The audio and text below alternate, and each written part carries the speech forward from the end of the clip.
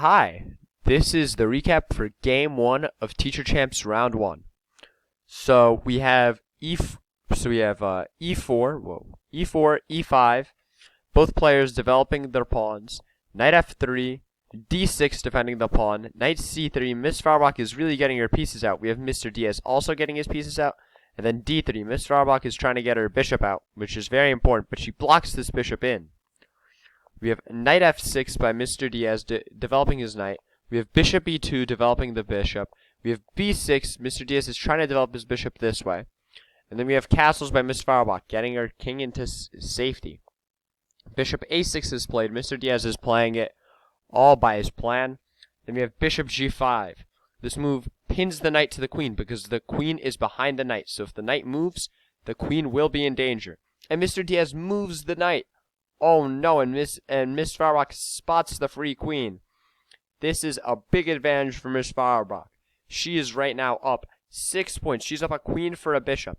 That's 9 for 3. This is a big advantage for Miss Fauerbach. She moves her knight up, trying to take the pawn and fork the king and rook, while simultaneously attacking the knight. This is a lot of threats. Mr. Diaz defends his pawn, but his knight is in danger. Miss Fauerbach takes it. Mr. Diaz tries to kick Miss Fauerbach's knight away, and Miss Fauerbach makes a little bit of a mistake here. She plays Bishop C8, trying to attack the bishop from the back, but the rook is attacking the bishop, and so is the bishop attacking the bishop as well.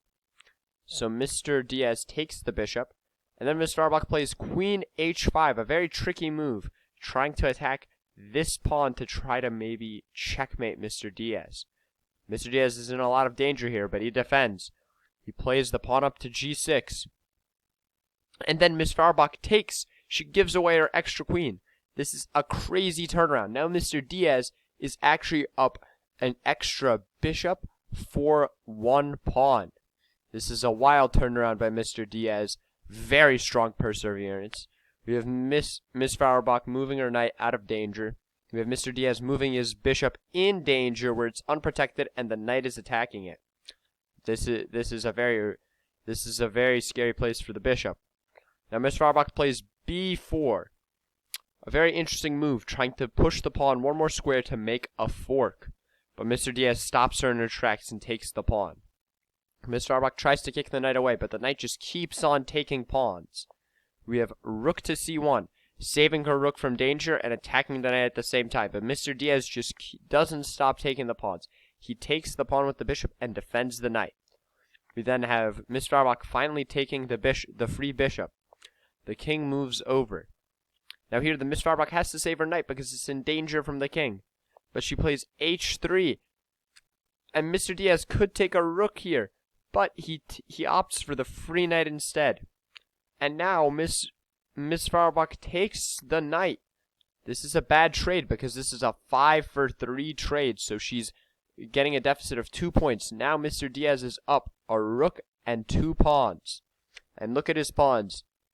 They're ready to start getting it down the board and becoming a queen. We have knight back. The pawn is now in danger, but Mr. Diaz just pushes his passed pawn forward. Miss Fauerbach tries to fight back with her pawn, but Mr. Diaz just keeps on chugging along. And then finally he takes the E4 pawn. Miss Fauerbach keeps on trying to go forward with her pawn, but Mr. Diaz takes it. We have knight to G3 attacking the bishop. Bishop D3 attacking the rook. Miss Fauerbach moves the rook out of danger. But Mr. Diaz is just moving his pawn forward until it becomes a queen. Now Miss Fauerbach has to give away her rook for the newly promoted queen. Mr. Diaz takes it. He's now checking the king. The king has to move away. The knight is in danger because if Mr. Diaz takes the knight right now, this is actually a really smart move because the king has to take, and then this pawn cannot be caught by any of white's pieces and will become another queen. But Mr. Diaz doubles his rook on the file. Knight goes to G3.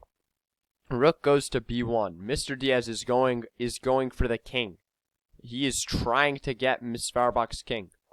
We have H5 locking the king in. King goes back to H2, and then we have rook H1 check. The knight takes, and then rook takes H1, and then here Mrs. Fauerbach ran out of time. But Mr. Diaz is clearly winning. After the king takes the rook, the pawns will run down the board, become queens, and this would have been game over for Miss Fauerbach, unless if she pulled off a turnaround, just like Mr. Diaz did in this game. So to quickly summarize this game, we had a big advantage for Miss Fauerbach after Mr. Diaz committed a huge blunder by giving away his queen. But then Mr. Diaz persevered. He didn't give up. And then he waited just for the right moment to pounce on Miss Fauerbach's mistake when she took this pawn and she lost her own queen back. But now Mr. Diaz had an extra knight, and he never looked like he was going to lose. He just kept on having the advantage, keeping it carefully until he got to this endgame position where he gave away both his rooks for the knight because he realized the pawns would just go forward. Thank you for listening to this recap. I hope you enjoyed, and I'll see ya for game 2.